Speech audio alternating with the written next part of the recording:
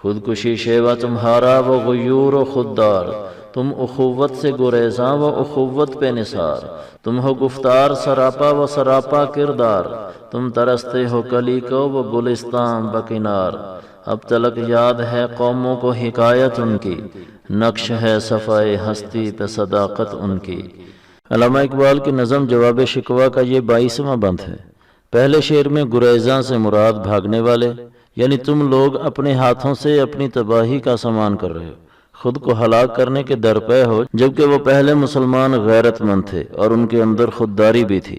وہ تمہاری طرح ہر کسی کے سامنے دستے سوال دراز نہیں کرتے پھرتے تھے، اور پھر تم آپس میں ایک دوسرے کے ساتھ محبت اور بھائی چارہ کی فضا بنانے سے بھاگتے ہو، جبکہ وہ مسلمان ایک دوسرے پر جان قربان کرتے تھے۔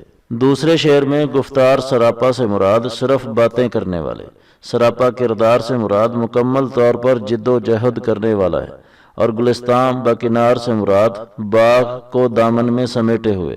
یعنی اس دور کے مسلمان کا پرانے مسلمانوں کے ساتھ موازنہ کر کے تو دیکھو کہ تم صرف اور صرف باتیں کرتے ہو اور بڑھ کے مارتے ہو، تقریریں کرتے ہو اور عملی جد و جہد سے خالی ہو، جبکہ وہ مسلمان جو تمہارے آباء و اجداد تھے ان کی زندگیوں پر نظر دوڑاؤ تو وہ ہر میدان میں جد و جہد کرنے والے تھے۔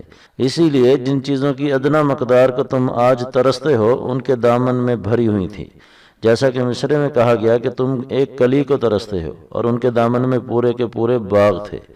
تیسرے شعر میں صفائے ہستی سے مراد دنیا کی تاریخ ہے کہ دنیا کی تاریخ اٹھا کر ذرا دیکھو، آج بھی مسلمانوں کا سنہری دور دوسروں کے لیے مثال بن کر نظر آئے گا۔ آج بھی لوگ ان کے طور طریقوں اور قوانین پر عمل پیرا ہو کر اپنے نظام بنا رہے، اور تم صرف باتیں بناتے ہو۔ اسی طرح کی مزید ویڈیوز کے لیے ہمارے چینل دین و دنیا سے وابستہ رہیں۔ ویڈیو اگر پسند آئی ہے تو اسے لائک کریں اور اپنے دوستوں کے ساتھ شیئر کریں۔ ہمارے چینل کو سبسکرائب کریں اور بیل کے نشان کو بھی کلک کریں تاکہ ہر آنے والی نئی ویڈیو کا نوٹیفیکیشن آپ کو مل جائے۔ اپنا خیال رکھیے گا۔ اللہ حافظ۔